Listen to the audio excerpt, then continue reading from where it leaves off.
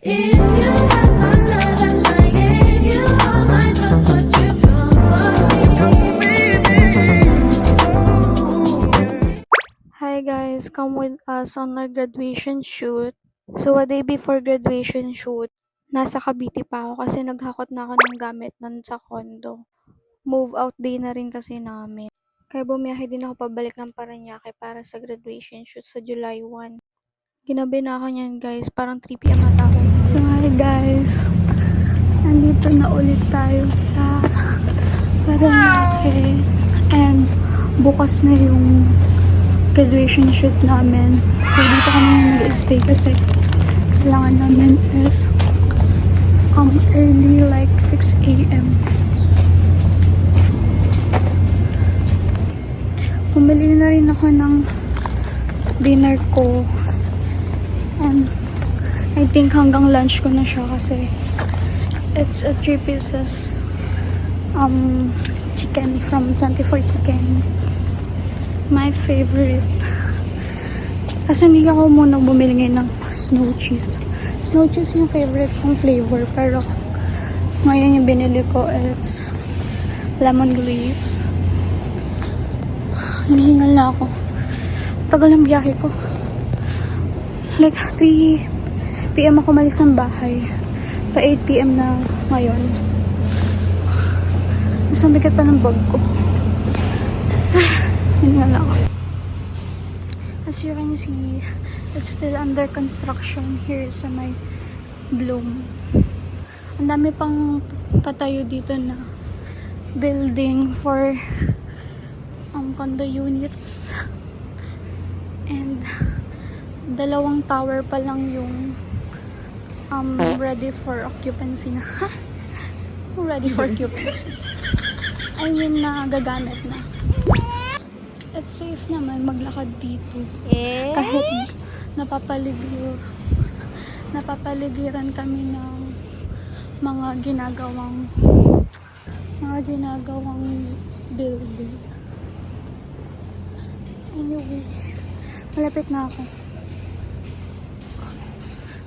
Yung sa may ilaw na yun. Kahingal. Samahan niyo kami bukas sa aming graduation shoot. And it's somewhere in Quiapo. It's in Fine Light Studio. Fine Light Photography Studio. Sana in-drive kami bukas or grab. Kasi ang dami namin atang dala. And diretso uwi na rin ako ng Cavite after. So ayun, hiningal-hingal lang ako doon. Tas ang haba kasi ng lakarin dyan papunta dyan sa Tower A building. Dyan kami sa may Bloom Residences nag-stay nung internship namin. Kaya super thankful kami kay Mami Glenda and tsaka kay Tita Tin. Thank Kasi you. pinag-stay nila kami dyan for almost 4 months. Ang binayaran lang namin dyan is yung electricity and yung sa water bill namin. Yung mga condo dues, sila tita na yung nagbabayad and also hindi nila kami pinagbayad ng rent. Kaya sobrang gaan talaga ng buong stay namin. Lalo sa internship kasi sobrang gastos talaga ng internship namin sa BGC.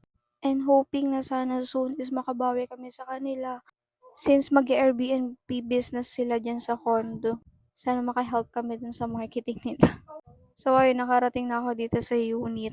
And gutom na ako that time. Buti na lang nakabili na ako ng dinner from 24 Chicken. Tapos binilhan ko na rin si G ng food kasi peace offering. By the way, ito nga pala guys yung view namin every night. Yung Skyway.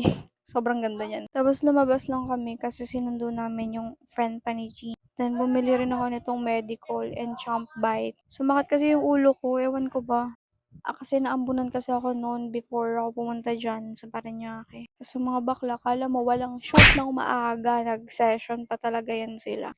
Pero valid naman kasi Happy birthday niya ni Gwen, birthday! tsaka nung Jowa Bells ni Sheena. Hindi nga namin naubos yung isang bote niyan. Parang, ano lang, para lang makapagkwentuhan. Tapos nag-aya na ako mag face mask. Kasi plan ko na talaga mag skincare before yung graduation shoot day. Kasi nga gusto ko maganda yung lapat ng makeup sa face ko. Yung kahit mag bare face ako papunta, hindi ako mukhang kulas or puyat. Buti na lang meron ako nitong bigay ni ate na face mask that is from Lululun, and nabili nila yan nung nag-Hong Kong trip sila. Sobrang ganda niyan gamitin kasi ang plumpy ng face ko after ko gamitin yan. 7 pieces yung laman yan, guys, and nakagamit na ako before ng 1 piece. Tapos nakagamit kami nung gabi na yan ng mga 4 pieces ata. So, meron na lang akong 2 pieces dito sa akin ngayon. Sayang, sobrang ganda pa naman yun. Gusto ko pa magkaroon yan. Ewan ko kung saan may nabibili. Ewan ko kung meron yan sa Shopee or sa TikTok. But anyway, ayun. Nag-mask lang kami the whole night. Nag-skincare and everything. Since maaga nga kami kinabukasan and I still have a lot of things to do kasi ang dami kong ganap for the following day. Kaya sabi ko, kung pwede mauna ako sa shoot kasi kailangan kong makauwi ng Cavite. And it's the D-Day. Medyo healthy naman yung skin ko that day. Kahit ang dami kong pimple marks. Nagluto lang ako ng pancake namin for breakfast. And nag-ready na kami. Inayos ko na rin yung mga gamit ko na dadalhin pa uwi ng Cavite. Since kailangan ko nga makabalik agad ng maaga kasi nga pupunta kami ng Puerto Galera. Hindi ko alam kung sa shoot ako na-excite or sa Puerto Galera trip namin. Pero isa kasi sa nilulook forward ko sa shoot is yung makeup ko talaga, as in. First time ko kasi magpapa-makeup sa ibang tao. The whole life ko, ako lang yung nagme-makeup sa sarili ko. Sa kagustuhan na makatipid every time and also para makapag-practice ng pagme-makeup. Nagpe-freelance makeup kasi ako before, guys, pero wala ako nung skills talaga ng isang makeup artist. What I mean is yung sobrang professional na makeup skills, parang ganun. Yung skills ko kasi pang ano lang siya, beginner lang talaga. And almost 4 years na akong nagme-makeup pero pang beginner pa rin. I think it is because hindi pa ako nagtitake ng lesson ng mga makeup artistry or what. So ayan, bad trip na bad trip kami niyan kasi kakainis yung joyride. Binaba kami sa malayo. Hindi kami binaba dun sa drop-off place namin. Ang reklamo ni kuya mo, meron nga raw kasing rally that day. Pero nakikita naman kasi sa maps kung saan yung saradong lugar, nakikita rin naman kung nasan yung drop-off place namin. Kitang-kita sa map na sarado yung daanan doon, pero may maiikutan naman, girl. Ang gaga ko rin kasi, binayaran ko agad siya. On my defense naman. Kinakabahan ako kasi baka mamaya mawalan ako ng signal. Baka mamaya hindi ako makapag-send through GCash. Naka-GCash lang kasi kami. Since pumunta nga kami dyan, mga wala nga kaming cash kasi naka-GCash lang kami lahat. And also, yung cash namin is enough lang pambayad dito sa balance namin sa studio. So, ayun, ang daming aberya, kakainis. So, ayun, dumating kami dito sa studio ng 10 a.m. dito sa may Fine Light Photography Studio. Tapos, pinagpalit ako nila ate ng tube. Tube ko yan, guys, na dala-dala. Tapos, pinahiram nila ako ng polo. Tapos, nag-lunch lang muna kami dyan. So, ayun guys, mga 12 ata, naghilamos na ako kasi baka nga malapit na kami. Station by station kasi yung pila dun, guys. Ang unang station kasi is dun sa makeup. Kaso lang, ang dami nga kasi namin, kaya ang tagal. Tapos 20 kami and pang 16 ako sa pila. Ang nakakainis lang, nag-book pa kami before para lang hindi magkaroon ng problema and para smooth yung magiging process namin. So, akala namin pag nag-book is mapa-priority kami sa pila. Hindi pala badeng. Kasi may mga nag-walk-in daw pero mas nauna pa sila sa amin sa pila. So, anong sense ng pagpapabook and pagpapaschedule and ng down payment if pwede naman pala mag-walk-in? Wala, random lang. Ilang oras? Visual mo nga kami, Gwen. Gwen. Visual mo nga kami. Ito phone ko. Ituktok mo. Ito na. May salamin. Ha? I'm so proud. Umiiyak. Ha? OMG Brown? Asa yung takip? That's my baby. Guys, check my yellow bus. She's iconic. Put.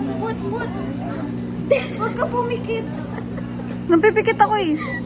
Yan, tignan mo. Igalawin mo yung mata mo. Pikit na. Pumikit ka na.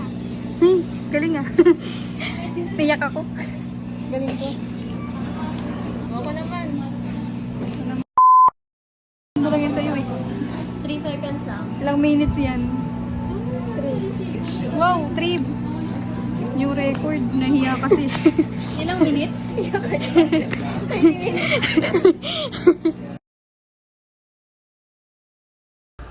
Guys, may bagong aberya.